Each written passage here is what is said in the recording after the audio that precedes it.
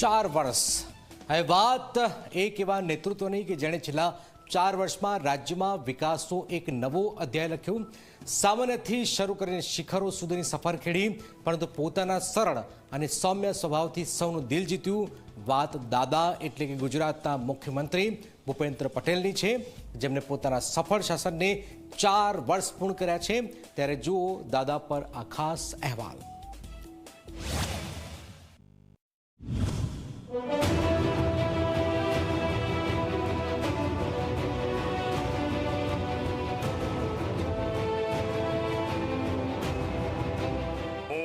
ભૂપેન્દ્રભાઈ રજનીકાંત પટેલ ઈશ્વરને નામે સોગંદ લઉં છું કે ઈશ્વરના નામે સોગંદ લઉં છું કે હું હું ગુજરાત રાજ્યના મુખ્યમંત્રી તરીકે મુખ્યમંત્રી તરીકે 13 સપ્ટેમ્બર 2021 ગુજરાતના રાજકીય ઇતિહાસમાં સુવર્ણ અક્ષરે લખાયેલી આ તારીખ.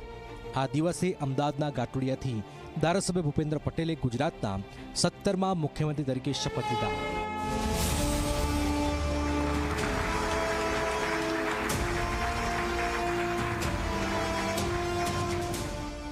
भूपेंद्र भाई बहुत ही कम बोलते हैं, लेकिन कार्य में कभी कोई कमी नहीं आने देते. मेरा विश्वास है ऐसे उत्तम संस्कार वाले भूपेंद्र भाई के नेतृत्व में गुजरात चौतरफा विकास करेगा. ભૂપેન્દ્ર પટેલના નેતૃત્વમાં ભાજપે 2022ની વિધાનસભા ચૂંટણીમાં ઇતિહાસ રચ્યો. રેકોર્ડ બ્રેક 156 બેઠકો જીતી ગુજરાતના રાજકીય ઇતિહાસમાં આ અભૂતપૂર્વ સિદ્ધિ તેમના મૃદુ પણ મક્કમ નેતૃત્વએ ગુજરાતીઓના દિલ જીત્યા. રાજ્યના વિકાસના નવા અધ્યાયો લખાયા.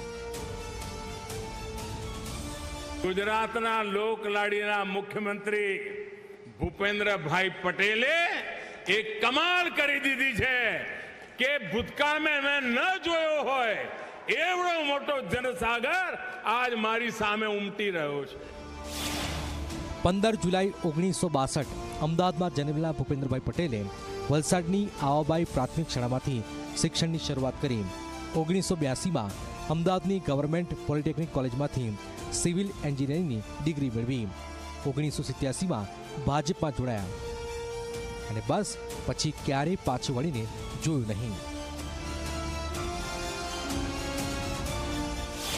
1995માં મેમનગર નગરપાલિકાના સ્ટેન્ડિંગ કમિટીના ચેરમેન, 1999, 2000 અને 2004-06માં નગરપાલિકાના પ્રમુખ, 2008-10માં EMC સ્કૂલ બોર્ડના વાઇસ ચેરમેન, 2010-15માં થલતેજ વોર્ડના કાઉન્સિલર, 2015-17માં ઔડાના chairman.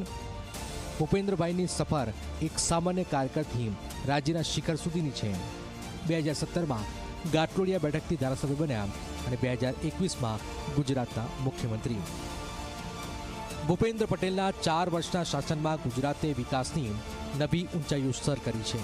Gift city, metro, bullet train જેવા ઇન્ફ્રાસ્ટ્રક્ચર પ્રોજેક્ટથી લઈને ખેડૂતો અને સામાન્ય માણસ માટેની યોજનાઓ, દરેક ક્ષેત્રમાં ગુજરાતે પ્રગતિના નવા આયામો સ્થાપ્યા.